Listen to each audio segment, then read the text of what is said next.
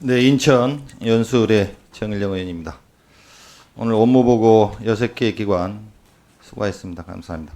제가 6개 기관 통틀어서 업무보고를 받고 또 평소에 느낀 것은 굉장히 국가적으로 중요한 기능을 하는 6개 기관인데요. 과연 국가를 또 국민을 위해서 어떤 일을 하는지 우리 국민들한테 알려진 거는 그렇게 많지 않은 것 같아요.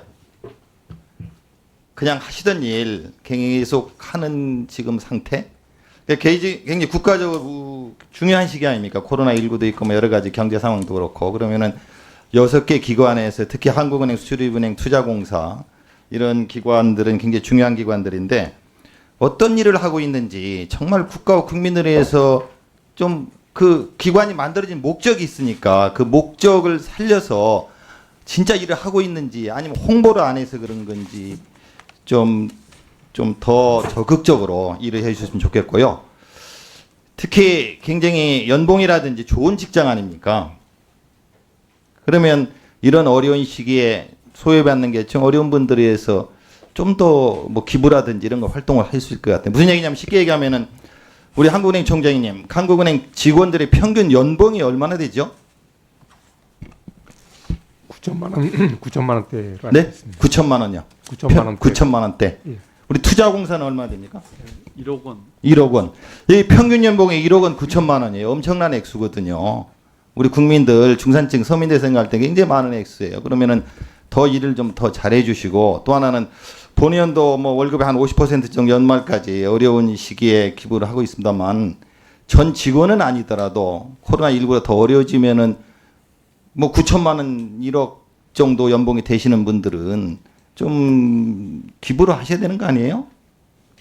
저는 그런 생각이 듭니다. 어쨌든 국감 때 더 논의를 하기로 하고요. 일단 자료를 1급이라든지 평균 연봉 그러니까 8천만 원하고 1억 원 이상 연봉 되시는 분들이 몇 퍼센트나 되는지 자료를 좀 제출해 주시면 좋겠습니다. 한국은행 총장님 그 경제 성장률 전망치인데요. 지금 한국은행에서 27일 날 정도에 뭐 수정치 발표를 앞두고 있나요? 그렇습니다. 그 제가 듣기에는 한 1% 마이너스 1%대로 하향 뭐 조정한다는 얘기가 있는데 맞습니까?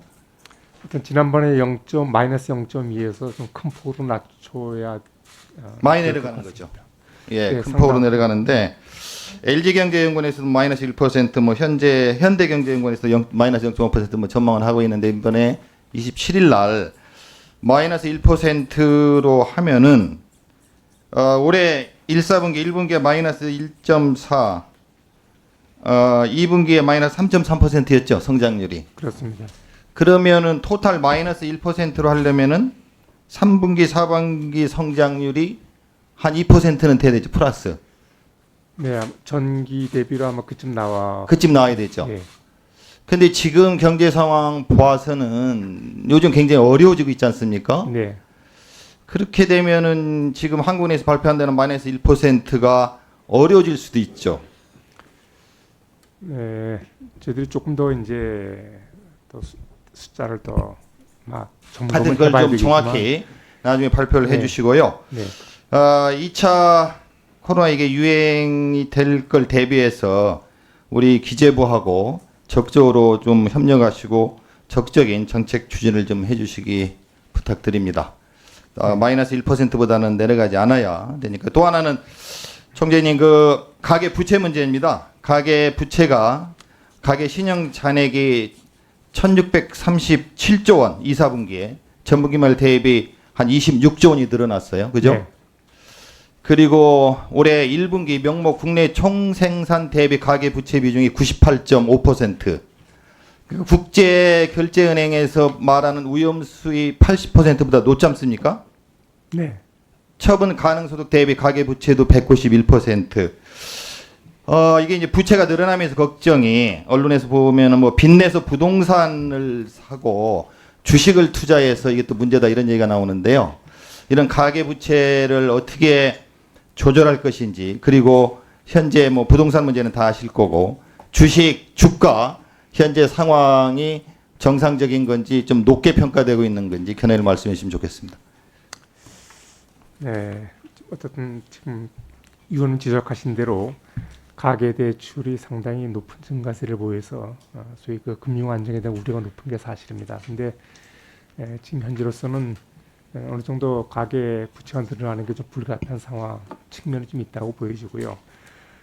저희들은 어떻든 간에 빨리 이것이 그 경제 성장세를 회복하면서 가계 소득을 높이는 것이 가계 부채를 해결할 수 있는 그게 가장 바람직한 길이라고 생각합니다. 그래서 저희들은 현재 통화 정책의 우선순위를 경제 회복세를 높이는 쪽으로 두고 있다. 예. 하여튼 그 총재님 쉽지는 않은 문제지만 너무 많은 돈이 유동성이 풍부해지니까 부동산이 너무 많아지니까 또 다른 부작용도 일어나지 않습니까? 네. 그러니까 통화 관리가 굉장히 중요하잖아요. 네, 외국 같은 경우는 부동산 문제를 여러 가지 뭐 있지만 가장 중요한 게 금리와 통화로 하더라고요. 외국에서 보면은 그게 굉장히 중요합니다. 총재님의 역할이 경기도 살리면서 네, 또 다른 건 좀 잡을 부작용 없애야 되니까 줄여야 되니까 잘 역할을 해주시고요. 수도권 중심의 그 5만 원권이 뭐 많이 없어졌어요. 지금 5만 원권 회수율이 한 10%밖에 안 되죠. 10%는 더 되고요. 더 돼요? 예, 금년 1, 7월 사이가 한 30% 됩니다. 예. 그리고 이제 과거의 60%를 비교하면은 환수율이 그 상당히 낮아진 건 사실입니다. 제가 올해 2분기 5만 건 회수율 보니까 16.4%예요. 저도 뭐 확인해 보겠습니다만은 5만 원권 발행이 138조 3천억 원인데 시중에 풀린 돈이 116조 원.